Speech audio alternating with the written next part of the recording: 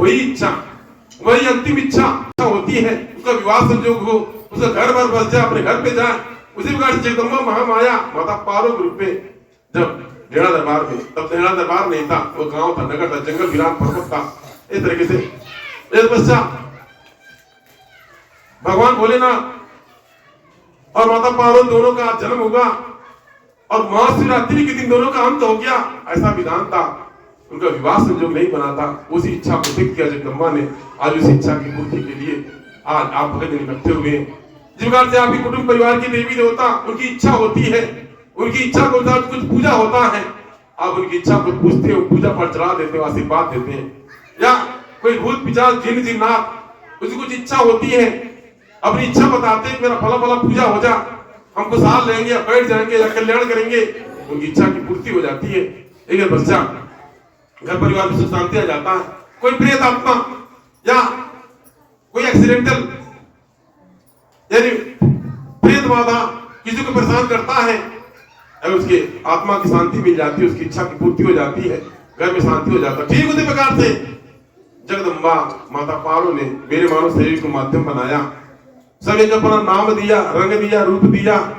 एक पश्चात इस मृत्यु लोक में जीने के लिए, रहने के लिए एक साधन दिया, एक माध्यम दिया, और अपने ढेर सारे भक्तों के तरह प्रेम दिया, अपनापन दिया।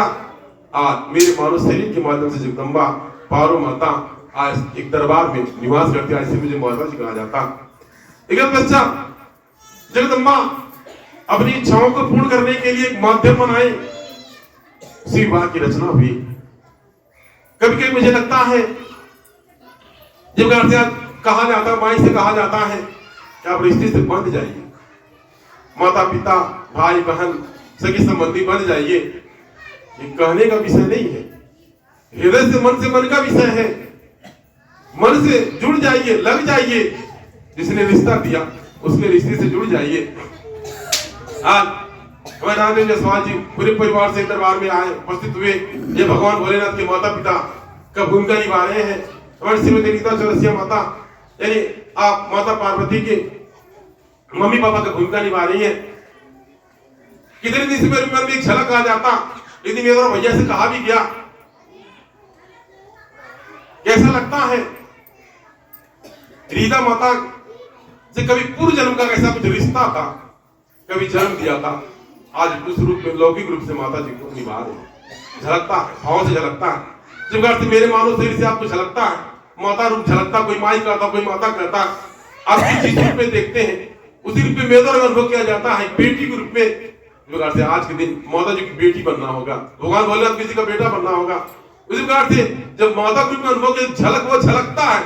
मैं तो कई बार चर्चा, बाबू से भी चर्चा किया गया कि किसी जन्म का एक रिश्ता है, किसी रूप में जन्म दिया था, आज इस रिश्ते को निभा रही है। इस प्रकार से इतनी बड़ा सौभाग्य जगदम्बा महामाया की रचना में। अब ये माता जी की इच्छा, माता जी की इच्छा की पूर्ति का किसी भूखे को भोजन कराया जा, वो तृप्त होगा, आशीर्वाद देगा।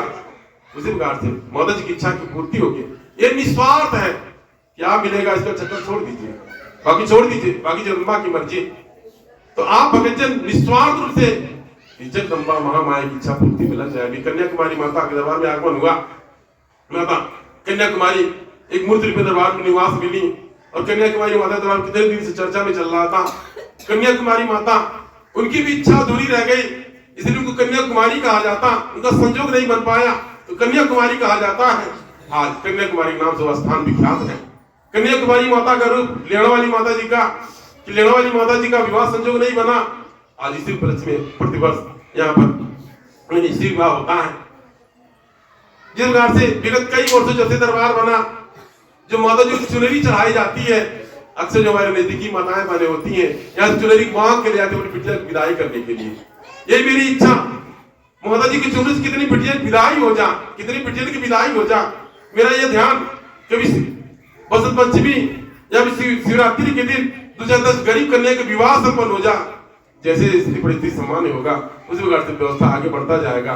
कहने का तात्पर्य था, आज आप जब माता जी की इच्छा की पूर्ति के लिए लगे हैं, भगवान भोले माता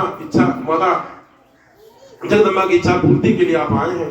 आप निस्वार्थ निष्काम भाव से आराधना विनती प्रार्थना करेंगे। यदि आपकी कोई एक मनोकामना होगा यानी भाव से मांगेंगे, आपकी कामना की पूर्ति हो जाएगी और आपका कल्याण तैयार होगा।